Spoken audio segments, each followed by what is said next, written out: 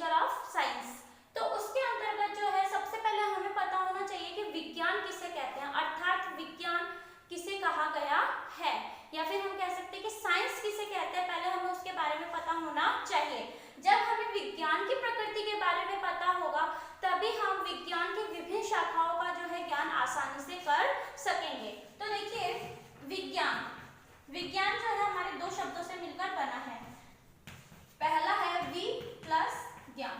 वि का अर्थ होता है विस्तृत या कह सकते हैं व्यापक, और फिर ज्ञान का अर्थ होता है शिक्षा या फिर हम ज्ञान ही ले सकते हैं, यानी कि किसी भी विषय वस्तु के बारे में या हमारे आसपास के बारे में जो विस्तृत या व्यापक तौर पे ज्ञान लेना विज्ञान कहलाता है। अब बात आती है विस्तृत या व्यापक ज्ञान की, तो ऐसा नहीं है कि वह विस्तृत और व्यापक ज्ञान जो है अव्यवस्थित रूप में हो, ऐसा विज्ञान के अंतर्गत नहीं आता है। विज्ञान वह है, या फिर हम कह सकते हैं कि विज्ञान जो होता है वह व्यवस्थित ज्ञान होता है, जो विचार तथा अवलोकन अध्ययन में प्रयोगों से मिलती है। यानी कि हम कह सकते हैं कि विज्ञान के अंतर्गत किसी भी विषय वस्तु का अगर हम ज्ञान लेते हैं तो वह पूर्ण रूप से जो है व्यवस्थित होना चाहिए, चाहे वो कोई विचार हो या फिर कोई अवलोकन हो या फिर किसी चीज का अध्ययन किया गया हो।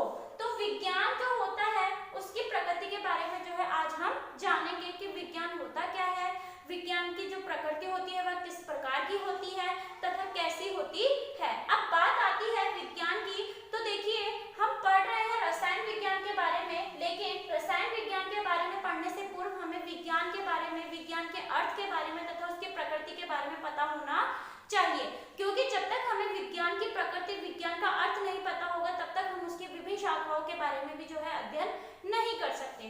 तो देखिए विज्ञान के बारे में हम कह सकते हैं कि विज्ञान वह ज्ञान है जो व्यवस्थित तौर रूप में हमें प्राप्त होता है। विज्ञान, विज्ञान वह ज्ञान है जो व्यवस्थित रूप में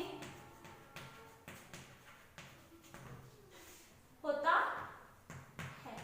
फिर बात करते हैं हम व्यवस्थित रूप की, तो देखिए विज्ञान वह व्यवस्थित ज्ञान है जो विचार अवलोकन अध्ययन में प्रयोगों से मिलती है, ठीक है, जो कि किसी अध्ययन के विषय की प्रकृति या सिद्धांतों को जानने के लिए किए जाते हैं।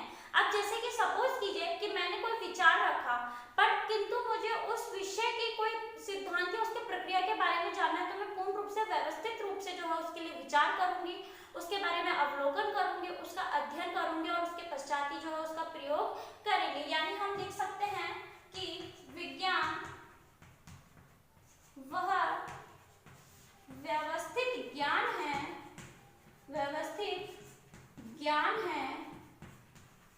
व्यवस्थित ज्ञान है जो विचार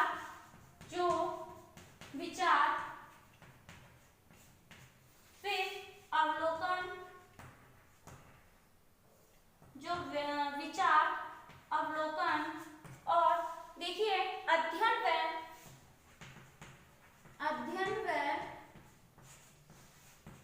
प्रयोग से मिलती है, प्रयोग से मिलती है, जो कि अध्ययन के विषय की अध्ययन के जो विषय होता है उसकी प्रकृति या सिद्धांत, प्रकृति या जो सिद्धांत होते हैं उनको जानने के लिए, सिद्धांत को जानने के लिए किए जाते हैं। अब देखिए विज्ञान जो होता है वह ज्ञान जो व्यवस्थित रूप में हमें मिलता है। दूसरा चीज, विज्ञान वह व्यवस्थित ज्ञान है जो विचार अवलोकन अध्ययन व प्रयोग से मिलती है, क्योंकि जब तक हम किसी भी विषय वस्तु पर विचार नहीं करेंगे, अवलोकन नहीं करेंगे, उसका अध्ययन नहीं करेंगे, तब तक हमें उस विषय के बारे की उस विषय की प्रकृति तथा उसके सिद्धांतों के बारे में जो है पता नहीं चलेगा। तो विज्ञान के द्वारा जो है उसकी विषय वस्तु के बारे में जो है संपूर्ण ज्ञान लिया जाता है, जो कि एक व्यवस्थित तौर पर ही हमें प्राप्त होता है। फिर हम बात करते हैं कि विज्ञान की जो प्रकृति है वह किस प्रकार की होती है, अर्थात साइंस का जो नेचर है वह किस प्रकार का होता है। तो बात आती है विज्ञान की प्रकृति की। जो प्रकृति की बात हम कर रहे हैं वह किस प्रकार की होती है। तो पहली जो प्रकृति आती है वह है विज्ञान की अवधारणा। विज्ञान की अवधारणा व्यापक होती है। जैसा कि मैंने आपको विज्ञान का अर्थ बताया कि कह सकते हैं विस्तृत या फिर व्यापक ज्ञान, तो ठीक उसी प्रकार से कि विज्ञान की जो अवधारणा होगी या फिर हम कह सकते हैं विज्ञान एक व्यापक अवधारणा के रूप में है, या कह सकते हैं कि विज्ञान की जो अवधारणा होती है वह व्यापक तौर पर होती है, अर्थात विज्ञान एक व्यापक अवधारणा के रूप में हमें देखने को मिलता है। फिर दूसरा पॉइंट हमारा आता है कि जो विज्ञान है वह ज्ञान और ज्ञान अर्जन विधि दोनों में ही से ही संबंधित है, अर्थात विज्ञान को अगर हम ज्ञान से जोड़े या फिर ज्ञान अर्जन करने की विधि से जोड़े तो वह दोनों से ही संबंधित है, क्योंकि इसके जो है दो पक्ष होते हैं, एक तो होता है इसका स्थिर पक्ष और एक होता है इसका प्रायोगिक पक्ष, जो कि हम सभी जानते हैं। तो विज्ञान ज्ञान व ज्ञान अर्जन विधि दोनों से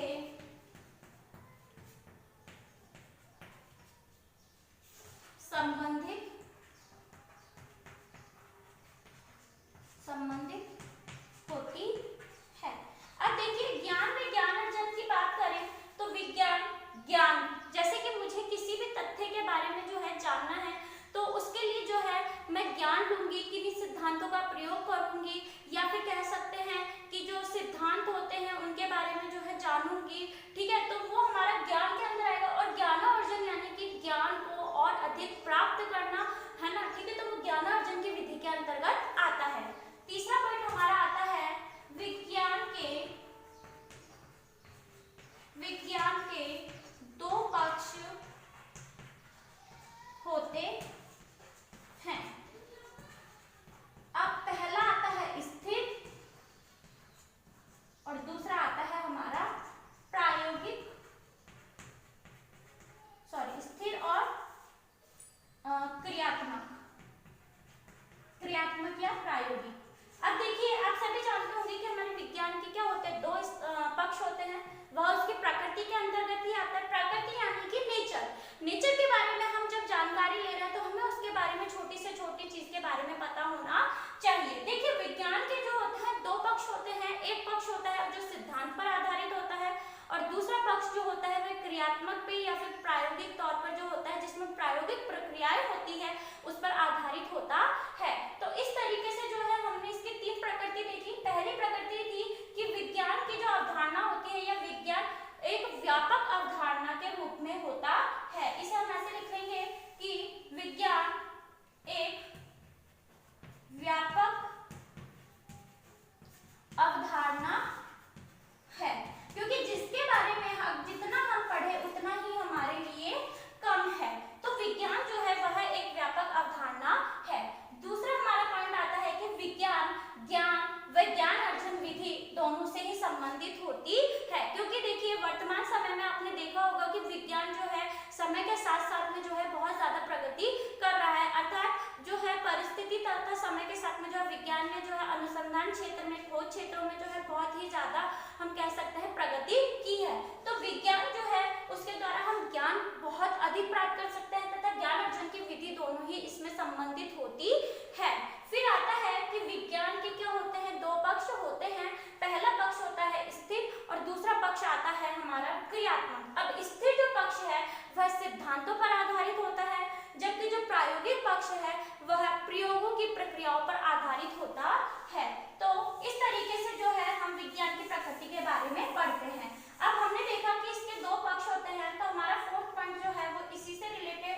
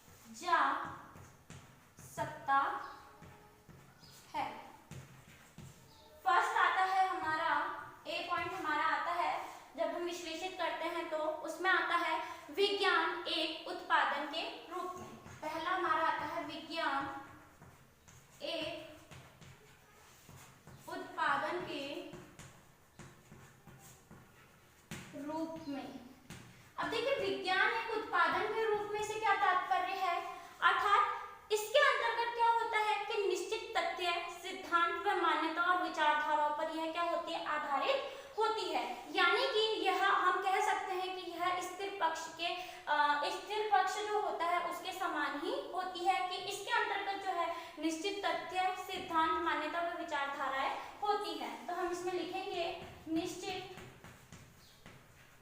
तथ्य, विचारधारा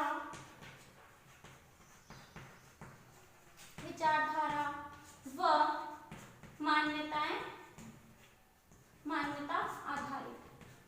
यानी कि जो हमारे दो पक्ष होते हैं उसमें पहला पक्ष होता है कि वैज्ञानिक उत्पादन के रूप में, यानी कि इसके अंतर्गत जो है हमें निश्चित तथ्य मिलेंगे, विचारधाराएं मिलेंगी, सिद्धांत मिलेंगे, मान्यताएं मिलेंगी, ये सभी हमारे इसके अंतर्गत आती है।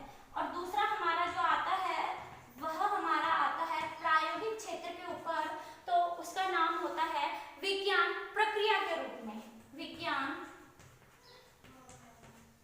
प्रक्रिया के रूप में। यानी कि इसके अंतर्गत जो है क्रियाशीलता या क्रियात्मक बल पर आधारित होगी, क्रियात्मक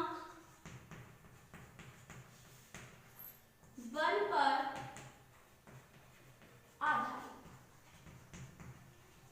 तो ये था हमारा लास्ट चौथा पॉइंट, जो कि दो रूपों को पूर्ण रूप से विश्लेषित करता है, जिसमें पहला आता है वैज्ञानिक उत्पादन के रूप में और दूसरा आता है विज्ञान प्रक्रिया के रूप में। तो आज हमने पढ़ा कि विज्ञान कहते किसे हैं तथा विज्ञान की क्या प्रकृति होती